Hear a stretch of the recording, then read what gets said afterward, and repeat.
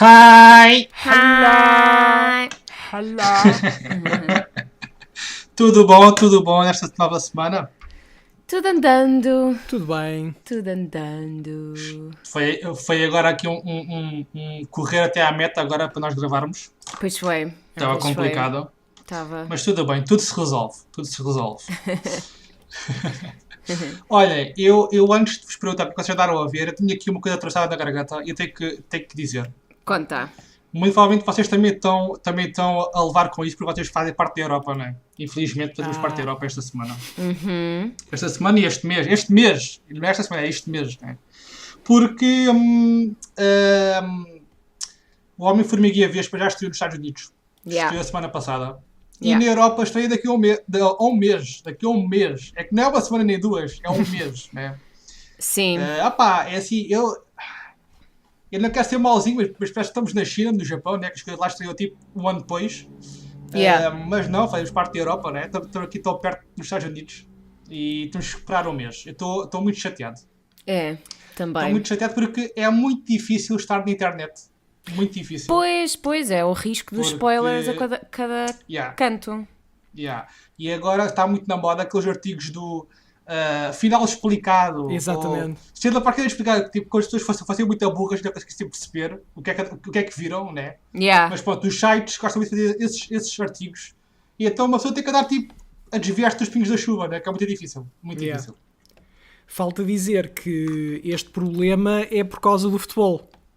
Opa, mas porra, Yeah. Isto sério, que é incompatível o futebol e o cinema. Eu acho que não, mas. Estou a ter tenho um grande flashback. Estava a falar disso no outro dia com a Sara. Quando eu era pequenino e queria ver os desenhos animados no sábado de manhã, eles estavam a fazer reposições dos jogos de futebol. Yeah.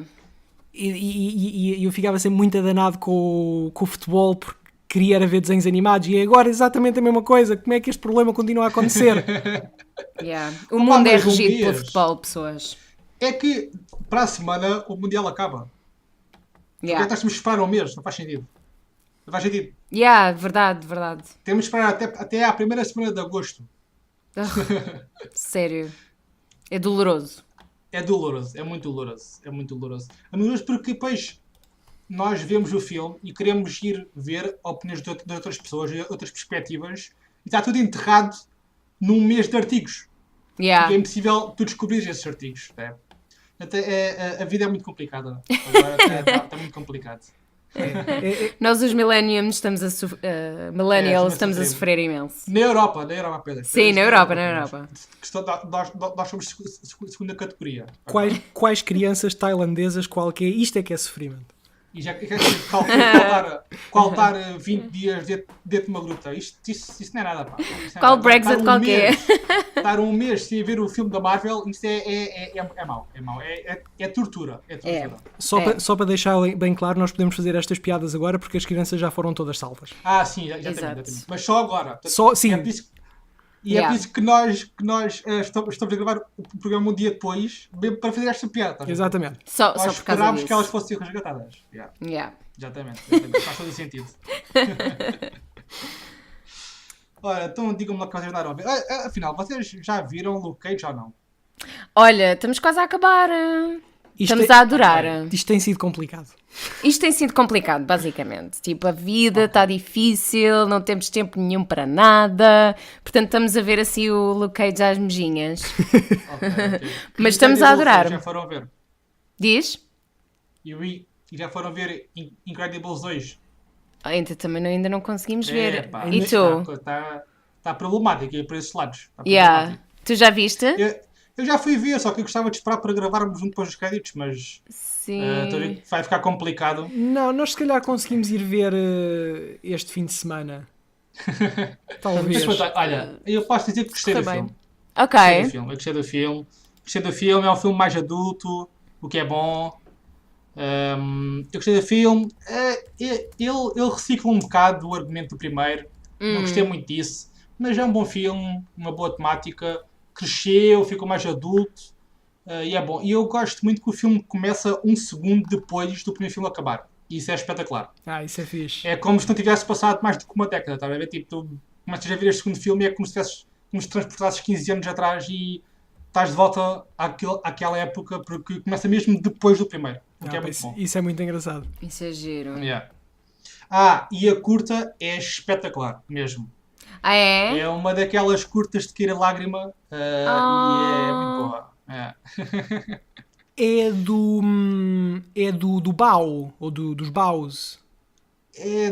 Aquilo é japonês, meu. São aqueles bolinhos brancos. É, exatamente, Pronto. é isso mesmo.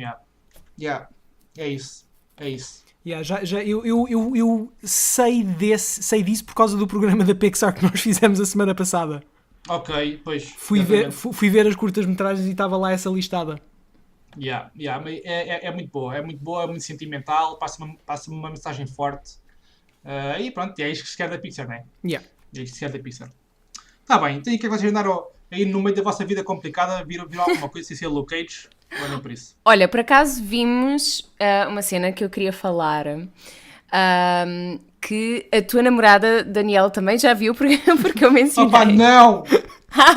Sim, eu vou mencionar isto. Eu vou mencionar isto na minha vida. Tenho que levar com isto nos chats que nós partilhamos. E agora tenho que levar só com isto. Quando gravamos o Cubo Geek Show. Sara, isto não se faz, Sara. Por acaso acho que não é aquilo que estás a Não pensar. é aquilo que tu estás a pensar, Ok, acho eu. pronto. Mas foi uma coisa que eu também partilhei com a Ana. E foi basicamente...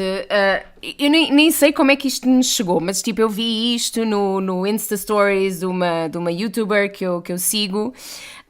E é basicamente tipo...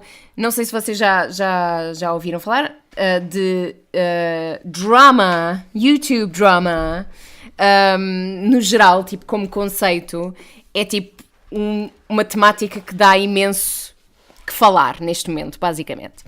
E houve um tema que foi abordado por um youtuber chamado Shane Dawson. Ele é um youtuber muito conhecido. E basicamente ele pegou num tema de drama e transformou-o numa trilogia documental no canal dele e foi tipo um sucesso. Basicamente a temática foi: há uma youtuber chamada Tana, não sei das quantas, Montague, do TanaCon. Exato. E ela basicamente estava chateada com as convenções dos vídeos. A convenção em questão é a VidCon. E basicamente ela decidiu: vou criar a minha própria convenção. E aquilo foi basicamente um desastre. E o que é que o Shane Dawson fez? Ele pegou naquilo, entrevistou a empresa que trabalhou para criar esta convenção, e ele fez essa abordagem no estilo do Making a Murderer, da Netflix. Okay. Portanto, tratou de um assunto de drama nessa perspectiva de Making a Murderer, pronto, desse subgénero que está também muito na moda neste momento. E a abordagem é tipo hilariante, ao mesmo tempo bué triste, horrível, todas as emoções basicamente do espectro nós sentimos a ver aquela cena. E tipo, I don't know, tipo, eu acho que aquilo foi bastante genial, a maneira como foi feita. É um daqueles fenómenos de YouTube que só podia surgir nesta plataforma, só podia surgir nestas circunstâncias muito específicas que o YouTube proporciona, e é um marco na história do YouTube, este pequeno documentário. Vale tanto a pena ver isto. Vale tanto a pena. E a cena foi, tipo, eu pus a dar o primeiro episódio, olha, tipo, vamos ver isto enquanto estamos a fazer o jantar, e chegámos ao fim do primeiro episódio e ficámos tipo, oh my god, e tipo, o Gui, a primeira coisa que diz foi, tipo, eu não consigo fazer mais nada, eu preciso de ir ver o segundo. Portanto, acabámos de ver e ficámos tipo, oh my god, what the hell? Mas recomendamos. Ok, muito bem. É uma boa recomendação, então. Portanto, só para clarificar, é o Shane Dawson a fazer um documentário chamado The Truth About TanaCon. Exatamente. Ok. Sim, senhor. Olhem, eu lembro-se que eu falei de um filme chamado Tau, da Netflix. Sim. Que é o Tau Tau. Sim, o tal. Nós já vimos o filme. Aham. É totalmente diferente daquilo que eu esperava. Ok. Mas não é mau o filme. Não é mau. Assim, não é demais. Mas Ok. o filme até vê-se bem. Até vê-se bem o filme. Ok. E depois vimos um outro filme de terror da Netflix que é The Open House. Aham, ok. Com o ator aquela série do suicídio, que eu não me lembro do nome. 13 Reasons 30 Why. Reasons Why. Sim. Exatamente. E lembro-me de eu vos dizer que os filmes de terror da Netflix são muito maus sempre, e tanto, este não é exceção. Também é muito mau. Ok. Portanto, pronto. Mas o tal é da Netflix e não é mau. Tá bem? Mas não é terror. E é por isso que não é mau. Entendem? Porque não é terror. Ok. Ok. Mas pronto, vejam o tal, porque não há muito tal, mas é bom. Ok. Bom, nós temos que ir direto ao assunto. Temos um programa para fazer, não é? Sim, parece que sim. Vamos lá então fazer o programa. Hoje vamos falar sobre remakes. E em específico, os remakes são melhores que os originais. Polémica depois da intro.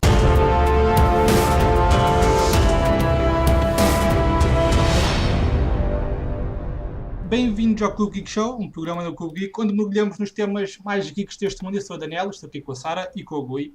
Olá. Olá, pessoal. E antes de continuarmos, já sabem, subscrevam o canal, toquem no sininho, essas coisas todas. Vamos lá então, remakes melhores que os originais. Polémica. Sara, chuta aí. Ai, ok. Eu vou ter muita dificuldade com este tema, mas temos Eu aqui também, algumas. E é por isso que eu quero que vocês chutem primeiro. Porque Yeah. eu não sei o que dizer. Porque é assim, há algumas situações em que nós ouvimos o remake, ouvimos o original e não vimos o remake, portanto há situações desse género que verificamos.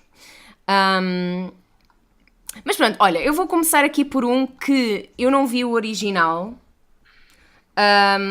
mas vi o remake. E é um filme de... Deixa lá ver aqui... de 88, chamado Dirty Rotten Scoundrels, que é um filme de comédia, onde as duas personagens principais, basicamente, é o Michael Caine e o Steve Martin, portanto, dois clássicos atores de culto, Comédia. não é? O Michael Caine nem tanto de comédia, mas pronto, um ator de culto. E pronto, e basicamente é uma história onde os dois principais tentam enganar senhoras para lhes roubar o dinheiro todo, basicamente. E é um filme hilariante, absolutamente hilariante. Isto é um remake de um filme chamado Bedtime Story, de 64. Pronto, basicamente é um filme com o Marlon Brando. Eu não vi este filme, mas de acordo com a internet, o remake é muito melhor. E de facto, o Dirty Rotten Scoundrels é um clássico da comédia e o Bedtime Story é um nome que eu já ouvi, mas não ouço assim tanta gente a falar deste filme como o Dirty Rotten Scoundrels. Não sei, Gui, queres adicionar alguma coisa a esta? Eu tenho aqui a minha lista de filmes. Gui, chuta a lista. O primeiro título que eu vou falar hoje é talvez dos menos controversos que nós temos aqui. Vou falar do filme do Judge Dredd. Bom exemplo. Eu vi ambos os filmes. O primeiro filme é de 1995. É com o Sylvester Stallone. Temos aqui o Sly a fazer de si mesmo, como sempre. Com o Armando Assante, um ator clássico de cinema, muito famoso pelos seus papéis dramáticos, mas que aqui faz um vilão muito over the top. Eu adorei este filme quando ele saiu. Em 1995, eu tinha 10 anos. Este filme foi o filme perfeito para mim. É muito exagerado, é muito cómico, mostra uma cidade de ficção científica muito gira. A banda desenhada do Judge Dredd não é muito conhecida, mas basicamente é um polícia numa cidade muito distópica, um futuro sujo. E pronto, esse primeiro filme de 1995 era engraçado, eu adorei o filme na altura. Muito recentemente foi feito um remake chamado simplesmente Dredd, que tem no papel principal de Dredd o Karl Urban, que se calhar a maior parte das pessoas não o conhece pelo nome, mas ele tem entrado em montes de coisas recentemente. Ele faz muitos filmes. Sempre filmes de ficção científica, de fantasia, na maior parte das vezes. E o Dredd de 2012 é tão bom. É um filme de ficção científica tão sólido. Toda aquela grittiness e sujidade do primeiro filme, agora em comparação com este remake, parece um desenho animado. As cores do primeiro filme eram demasiado saturadas. Este filme, o Dredd, de 2012, este sim é aquele futuro distópico, muito cyberpunk, muito desumanizante. A história é muito interessante porque, ao contrário do primeiro, que envolvia toda uma conspiração soldados clonados a serem trazidos de volta à vida, aquela primeira história não fazia... O segundo filme é muito mais simples. O segundo filme é muito mais como a BD, não é? Muito mais como a BD, e está limitado todo dentro do mesmo prédio. É muito giro porque eles nunca saem do mesmo espaço. É um excelente filme. E eu acho muito, muito melhor do que o primeiro. Aqui há um aspecto interessante que era bom também discutir. Eu não considero esse Dredd, como também não considero muitos outros filmes, como remakes. Simplesmente são novas adaptações da história original, que é a BD, né? É como, por exemplo, eu não considero o Fantastic Four, o que foi uma grande desgraça de há uns anos, como remake, não é? É uma nova adaptação. Eu não considero esse Dredd como um remake, porque um remake é tu refazeres aquilo que foi feito. E esse filme não foi o filme dos anos 90 refeito, foi apenas uma nova adaptação. Mas eu concordo contigo à mesma. É um filme muito melhor do que o filme dos anos 90. Muito melhor mesmo. Continua, desculpa. Não, diz. Não, quer dizer, era interessante também nós discutirmos isto, porque eu sou muito xiita nestas coisas. Okay. Tipo remake, reboot, nova adaptação, percebes? Apesar de nós podermos dizer que é um remake, e de facto mas não é, no sentido técnico da palavra. Então, nesse caso, deixa-me trazer aqui este exemplo para acender essa discussão. Ok. O Drácula, do Todd Browning, 1931, com o Bela Lugosi, um dos filmes de terror mais clássicos e icónicos de sempre, que teve 2 remakes muito famosos. O Drácula de 1958, famosamente interpretado pelo Christopher Lee, numa das suas interpretações mais famosas, também com o Peter Cushing. É um dos clássicos do cinema de terror. Popularizou imenso o Christopher Lee. Ele veio a reinterpretar a personagem do Drácula mais uma data de vezes, numa data de séries, filmes de séries B da Hammer Studios, que também viriam a ganhar notoriedade por outros motivos. Outro remake ainda do Drácula original, o Bram Stoker's Dracula, de 1992, realizado pelo Francis Ford Coppola, que é uma obra gótica maravilhosamente construída. Visualmente o filme é impressionante, tem interpretações excelentes do Gary Oldman, do Keanu Reeves, surpreendentemente, da Winona Ryder, do Anthony Hopkins. É um star cast com um orçamento enorme, realizado por um realizador fantástico. Agora, de acordo com a tua definição original, podias argumentar que nada disto são remakes, são apenas adaptações da obra original do Bram Stoker. É assim, eu só vi o filme do Coppola, não vi os outros 2, tá bem? Não tenho base de comparação. Mas se os filmes seguem o mesmo argumento do filme original, então são remakes. Mas se eles de facto pegam na história do livro e adaptam, então são adaptações. Mas isso, eu não sei dizer, não é? Eu não vi os filmes. todos eles vão buscar o argumento original do livro. Então são adaptações, não são remakes. Ah, Mas, por exemplo, o do Judge Dredd é considerado um remake, mesmo tendo uma história ligeiramente diferente. Opa, mas não é remake, percebes? Não é remake porque a história nem sequer é igual ao do filme dos anos 90. Logo não é um remake. Mas há Podias dizer que era um reboot, mas também não é reboot Sim. porque eles vão buscar a ABD, logo é uma nova adaptação. Mas então, seguindo esse princípio, há algum remake que tenha exatamente a mesma história do original? Opa, tens, por exemplo, agora estou-me aqui a lembrar do Halloween, por exemplo, de há uns anos atrás, que era um remake do filme dos anos 80. Tens tens o filme do Psycho, que foi feito pelo, como é que ele se chama? Pelo Eu Hitchcock? não me lembro. Não, o remake. O remake, sim. Mas que é um mau remake. Pronto, mas já é um remake.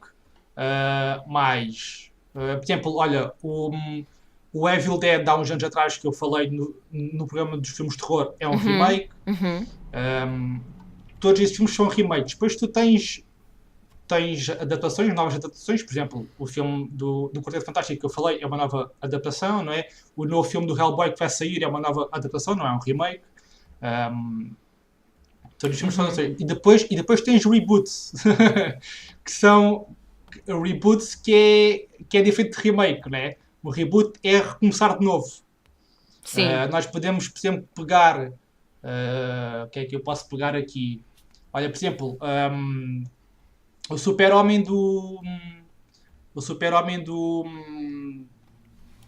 Christopher Reeve. Porra, como é que ele se chama? Do gajo que fez o Batman vs Superman. Snyder? O Snyder. Exatamente.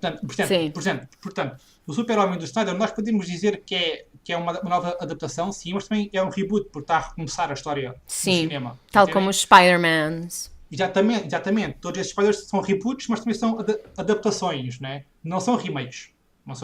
Entendem? Mas então a lista de remakes fica muito, muito curtinha nesse sentido. Pelo menos com o que estou a ver aqui. Por exemplo, olha, há aqui uma franquia de terror que é muito, muito famada pelos remakes. Nós tivemos o Ringo, que é o filme japonês, né? Que depois teve um remake norte-americano no princípio dos anos 2000 e depois teve um outro remake há uns anos atrás. Sim. Que era Rings, ou o que era. Portanto, todos estes filmes são remakes, porque são a repetição da história que já foi contada, né? Sim. Então deixa-me levantar aqui ainda mais um exemplo para complicar esta discussão, que é o exemplo do Evil Dead 2, de 1987. Okay. Esse é engraçado. Que tem 2 no título, portanto considerá-lo-ias uma sequela, e no entanto é exatamente a mesma história que o primeiro, tem quase os mesmos atores, e é essencialmente o mesmo filme, mas feito com mais dinheiro. Onde é que tu pões isto nessa tua organização? Isto é um remake, né? É um remake, mas Diz. Podias considerar um reboot, se não tivesse o 2 no título.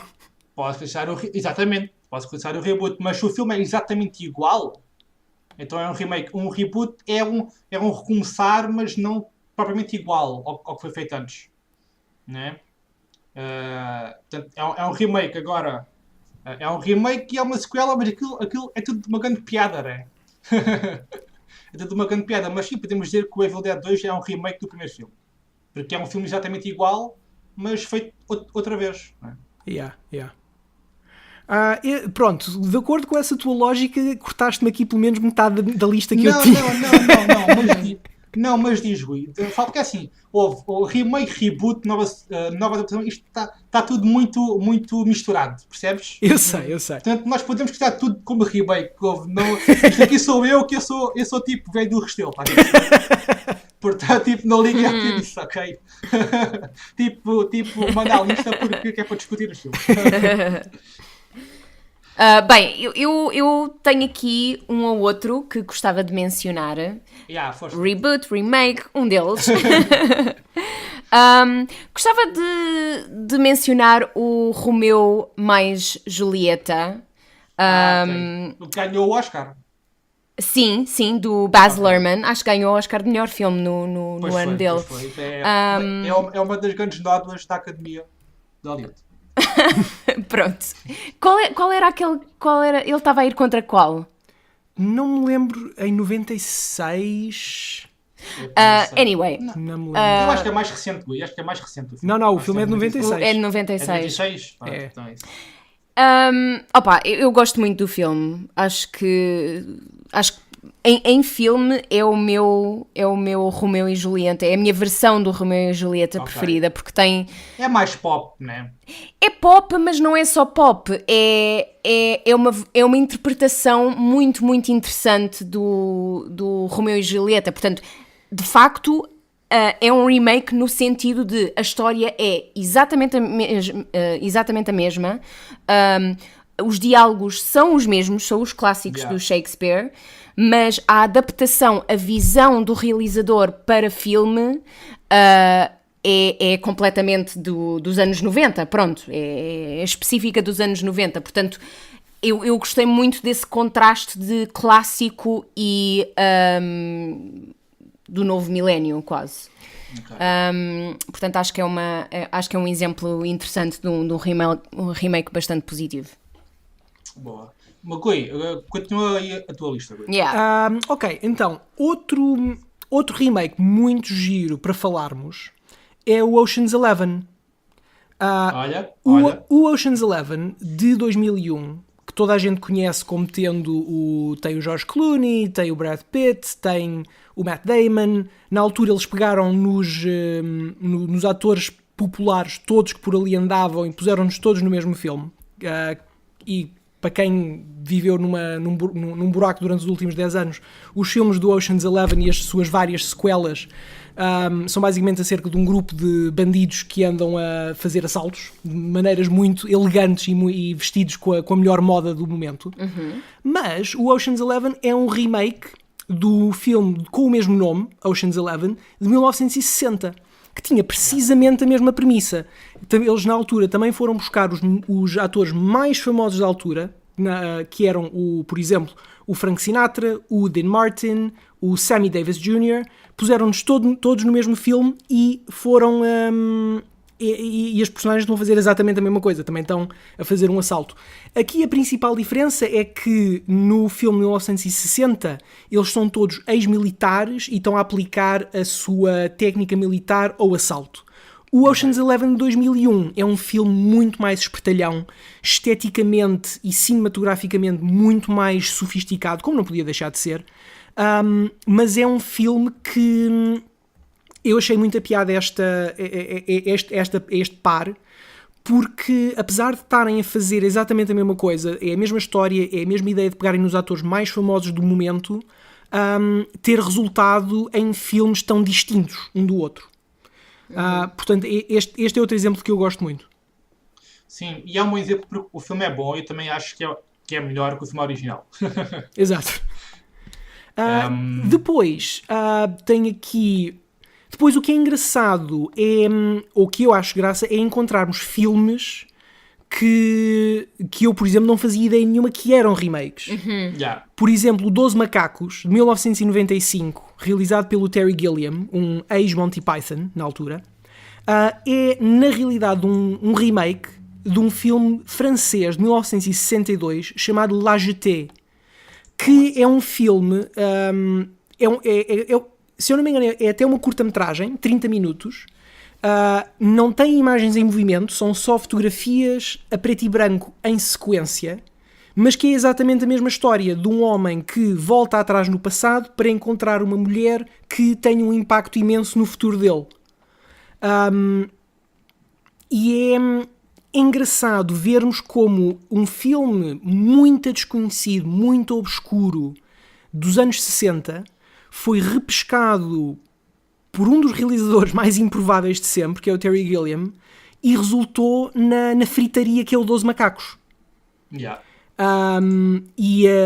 Eu não vi o La Jetée do princípio ao fim, vi momentos do filme, e para mim não há dúvida nenhuma que o 12 Macacos é aqui a obra superior. Mas talvez porque não seja uma adaptação direta do primeiro, não podia ser nunca, mas porque pega nessa ideia da viagem do tempo de uma maneira tão interessante e a transforma de uma maneira tão inteligente para um filme que é brilhante. Concordo contigo, meu. Yeah. É um bom. Verdade. Mais uma vez, é um remake melhor que o original. E também não fazia ideia que era um remake, para ser sincero. Eu tenho aqui mais um ou dois então desse género que já falo a seguir. Pronto, Ok. para não ser sempre só eu, o que é que vocês têm aí para dizer mais? Sim. Sara, Daniel? Ok. Olha, eu vou mencionar o... lá está, não sei qual é a definição, mas eu não vi o original, mas vi partes do original e tenho a certeza que gosto mais do novo. O Mad Max Fury Road, que é uma espécie de remake barra sequela, like, ele não é bem nem um sabe... remake, é uma prequela, não é, Gui? Tecnicamente, Eu não sei, eu acho que é uma mistura de tudo, de certa maneira. eu adoro o universo do Mad Max exatamente por este motivo. Porque não... Sim, nenhum filme se põe numa linha cronológica. Exatamente. Isso é bom. E nem sequer, tecnicamente, não há provas concretas de que eles se passem sequer dentro do mesmo universo. Exato. Ou que aquele Mad Max seja sequer o mesmo Mad Max. Os filmes do Mad Max interpretam-se melhor como pensando neles como uma antologia. São várias histórias que envolvem todas uma personagem chamada Mad Max. Sim. Num futuro pós-apocalíptico muito distópico. Sim. E é mais interessante pensar nesses filmes quase como lendas ou mitos à volta deste herói lendário. Sim. Do que necessariamente sequelas ou remakes ou Exato. reboots. Mas eu acho que também é interessante trazer esse exemplo para a questão, porque são filmes que brincam com essa ideia. Exatamente, sim, concordo. Será que é um reboot? Será que é a mesma personagem? Será que está a acontecer num mundo paralelo? Tipo, não temos confirmação de nada, portanto... Mas pronto, tipo, pensando nele como um pseudo-reboot, remake, sequela, prequela, acho É um que, bom filme. Acho que é o filme bom superior de toda a panóplia de filmes do Mad Max. Eu concordo. Opa, é assim, em termos de história, eu não sei se é melhor. Agora, obviamente que as técnicas, né, ou melhor, os efeitos são muito melhores hoje em dia, né? Sim, tu consegues sim. criar uma estética muito melhor do que conseguia já há uns anos. Nesse Sim. aspecto, o filme é muito bom. Sim, Assim, eu teria que rever os filmes originais, para ser sincero. sim. Mas não sei se é melhor em termos de argumento, mas em termos de filme, em termos de filme espetáculo, Sim, de e de uma espetáculo viagem, visual. não é? Yeah. É assim, é muito melhor. O filme é espetacular porque ele conta uma história visualmente. Sim, Não exato. É? E isso é muito, muito bom. Eu também gostei muito do filme por isso. Exato. Só para dar aqui um último detalhe relativamente ao Mad Max, o realizador, o George Miller, publicamente, em entrevistas, veio confirmar que o Mad Max Fury Road era o preferido dele de todos os Mad Max, porque foi o primeiro no qual ele conseguiu verdadeiramente concretizar a visão que ele tinha para aquele mundo. Yeah. E sente-se isso, de certa maneira, tem um cuidado especial. É muito cuidadoso. O trabalho é muito especial. É muito Verdade. especial o que ele fez. Yeah. Eu concordo. Deixa eu ver aqui mais remakes que eu possa falar. Mas olha, Gui, enquanto eu penso, podes ir chutando a tua lista, Gui. Ok, então. Vocês viram, devem ter visto, acho eu, A Mosca, de 1986, realizada pelo Cronenberg. Partes. Esse Esse eu sei que é um remake. Esse é um remake do filme também chamado A Mosca, de 1958, com o Kurt Newman e o Vincent Price. Sim. O Vincent Sim. Price é aquele ator clássico Sim. dos filmes de terror. Também entrou em imensos filmes Drácula. da Hammer com o Christopher Lee, precisamente. Exato. It was that actor that's... Não. Como é que ele fala? The actor that spoke like this. This and that and... E nas muitas rimas e... Exatamente. Sim. Mas pronto, o que é interessante neste é que, e este é mais um exemplo em que eu acho que o remake é de longe melhor que o original. Por um lado, porque em 1958 os efeitos especiais eram muito cabeças de plástico e cartão canelado. Sim.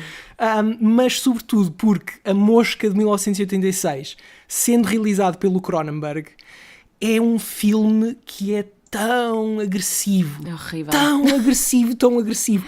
Não é que os efeitos especiais em 1986 fossem grande espingarda, não eram.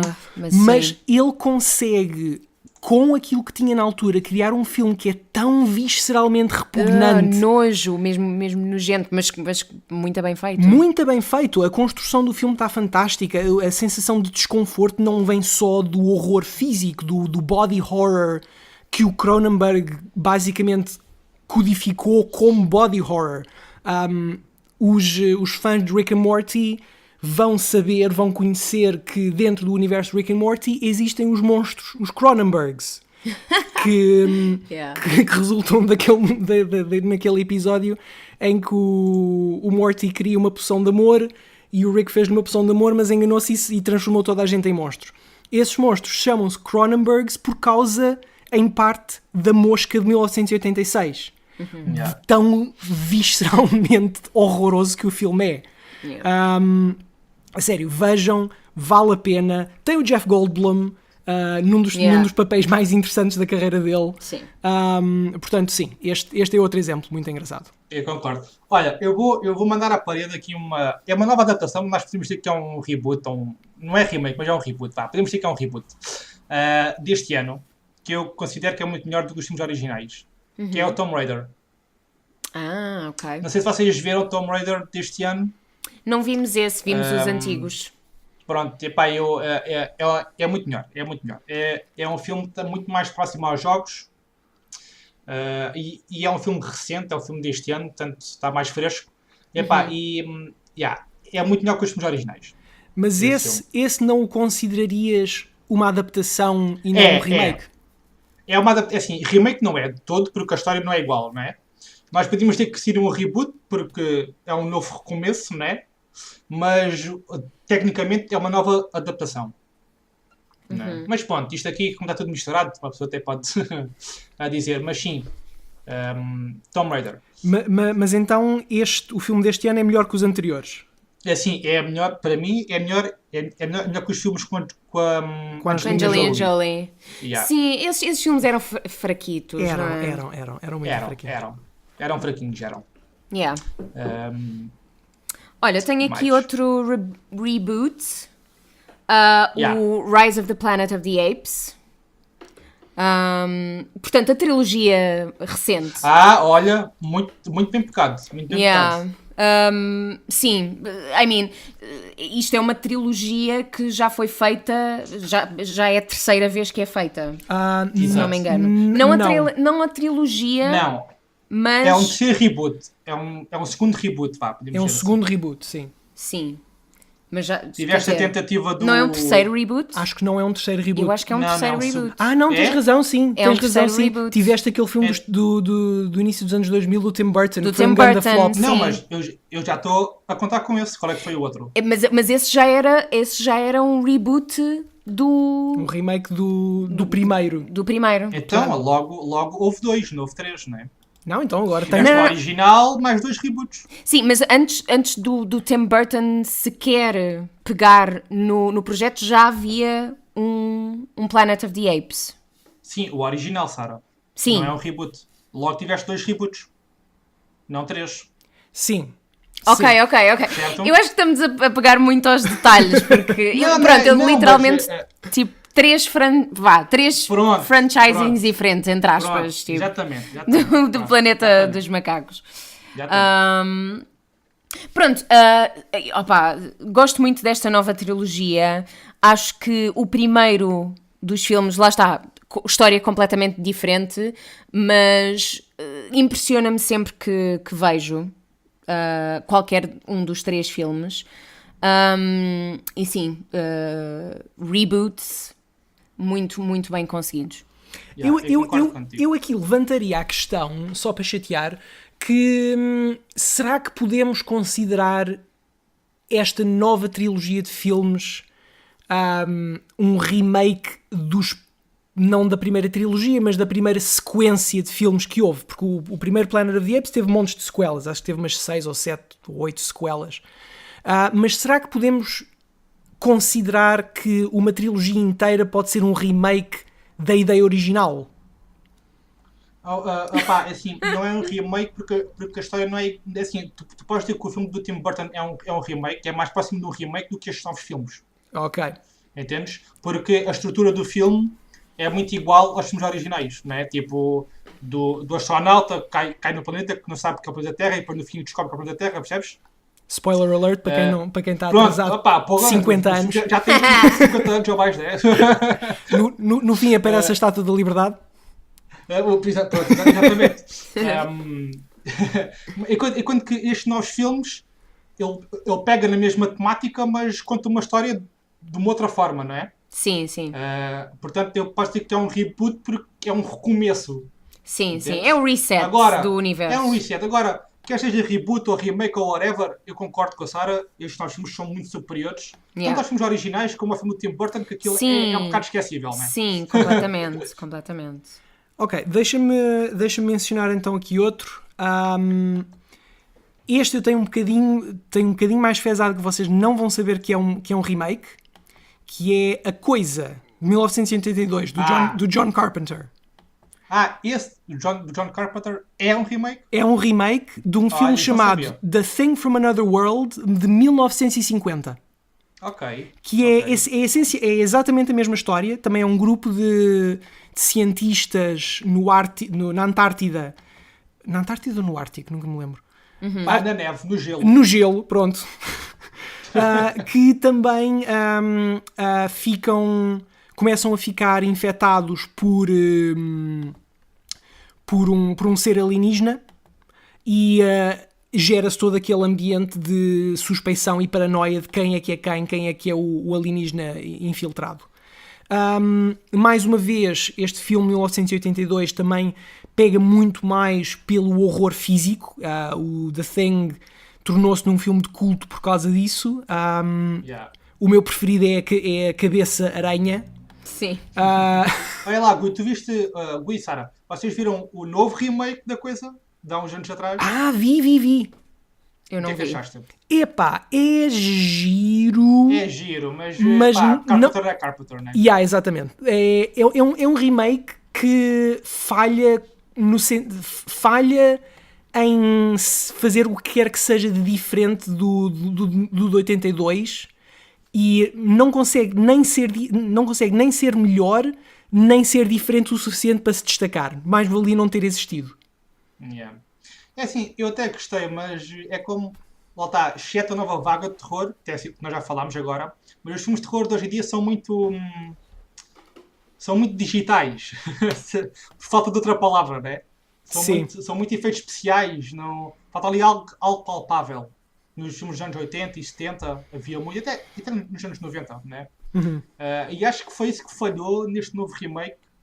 Faltava ali mais cru ali, estás a ver? Mais crua. É porque para um filme recente com melhores efeitos especiais, esperarias que houvesse mais gore e houvesse mais horror, mas o filme de 82 consegue ser mais desconfortável do que este novo remake. É verdade, mas é interessante porque em termos de terror, quanto mais efeitos especiais tu tens, pior o filme é. Sim, verdade. E quanto mais os efeitos são práticos, melhor é o filme. Porque tu não consegues... enquanto tu estás a falar tipo, de uma fantasia ou de uma ficção científica, que obviamente não consegues transmitir o fantasioso com efeitos práticos é difícil, né? Pá, mas o terror é muito... Tem que ser algo muito, muito cru, muito realista, né? Senão, tu sabes que aquilo é fake. Estás a perceber?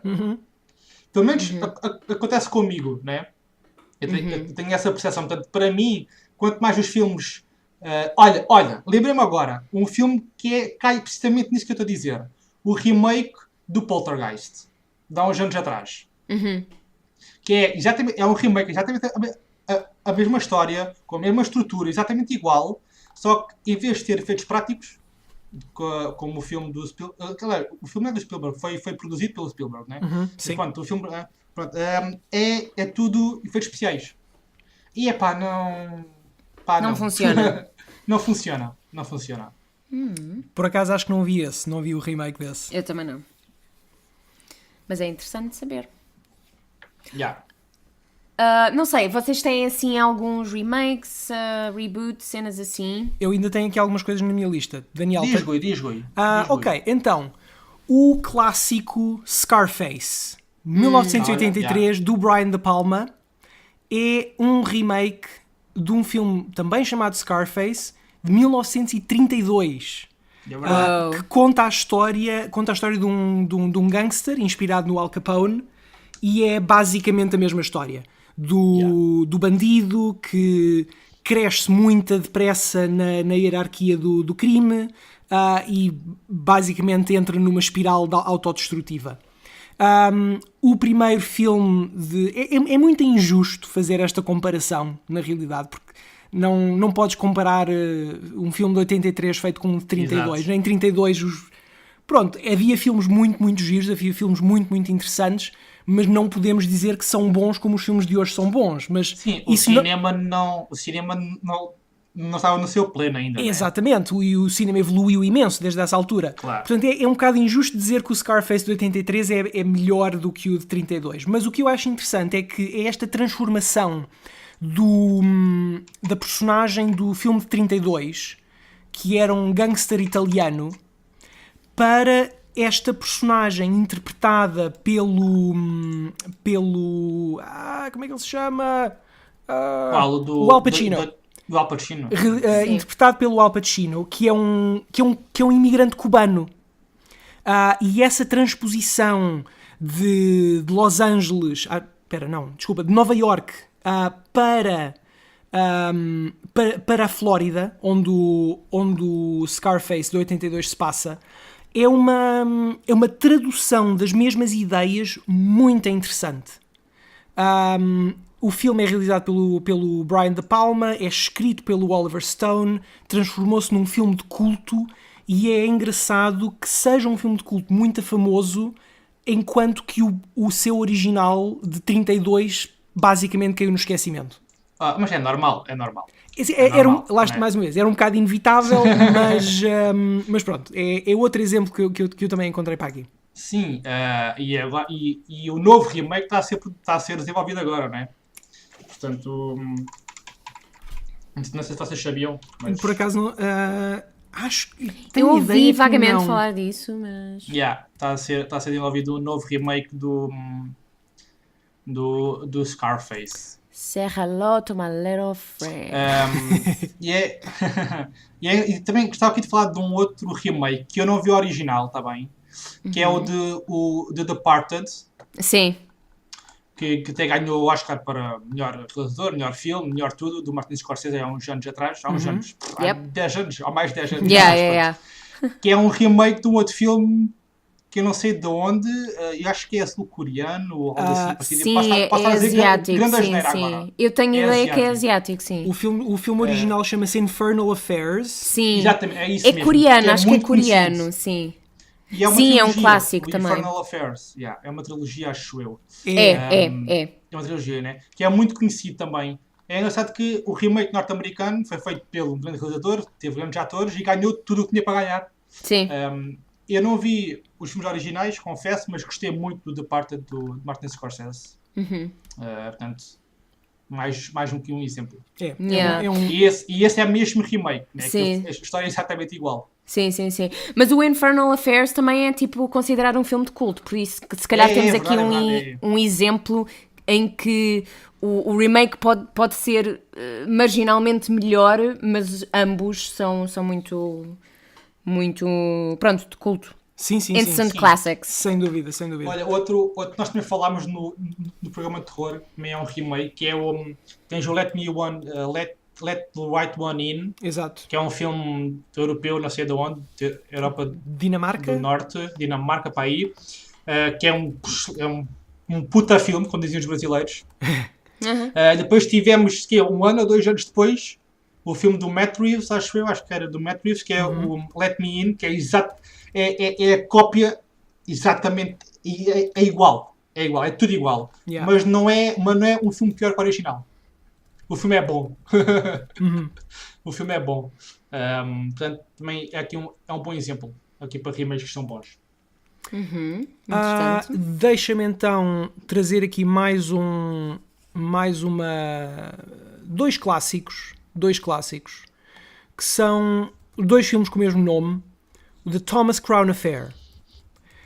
O original é de 1968, com a Faye Dunaway e o Steve McQueen, e o remake é de 1999, com o Pierce Brosnan e a Renee Russo. Este é um daqueles exemplos em que eu não consigo genuinamente dizer de qual dos filmes é que gosto mais.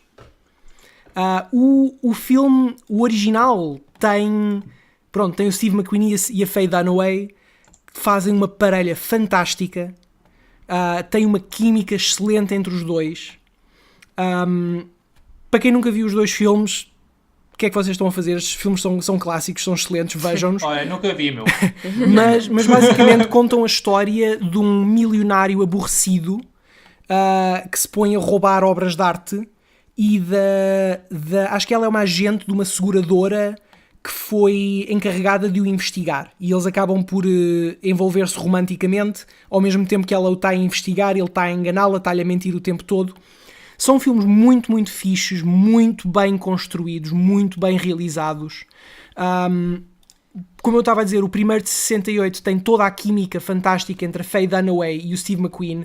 Notoriamente há uma cena mítica em que eles estão a jogar os 2 xadrez, que está fantasticamente realizada, porque é ao mesmo tempo uma representação visual muito gira do jogo de poder que eles têm um contra o outro, e uma sedução ao mesmo tempo. É uma cena muito erótica, com mais nada a não ser eles os dois em frente a uma mesa com um tabuleiro de xadrez entre eles.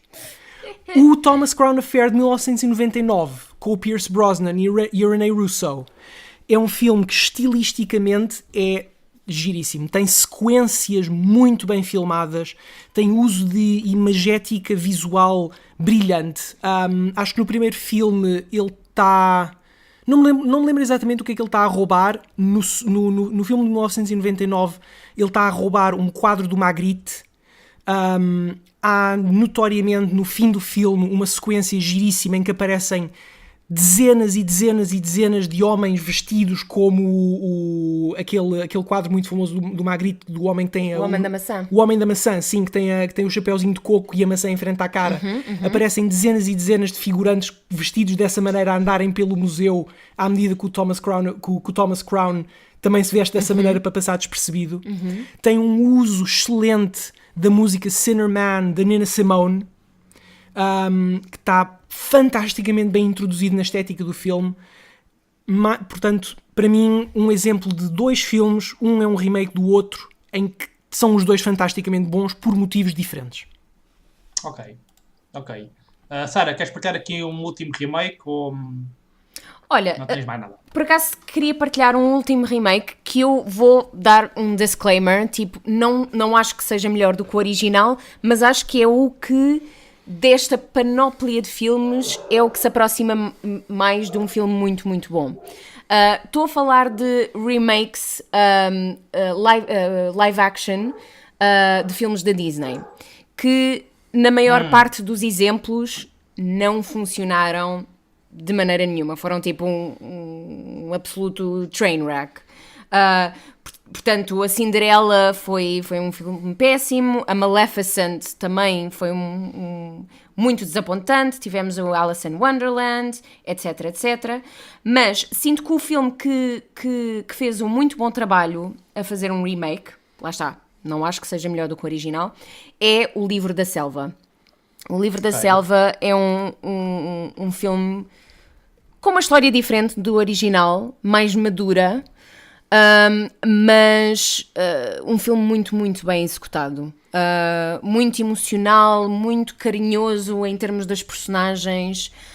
Foi realizado pelo Jon Favreau, que é um tidbit interessante. Tem um cast fantástico de atores, portanto, a fazerem as vozes das personagens. E pronto, lá está. O filme original continua a ser um clássico, continua a ser o filme superior, mas o Jungle Book é um filme muito, muito, muito interessante.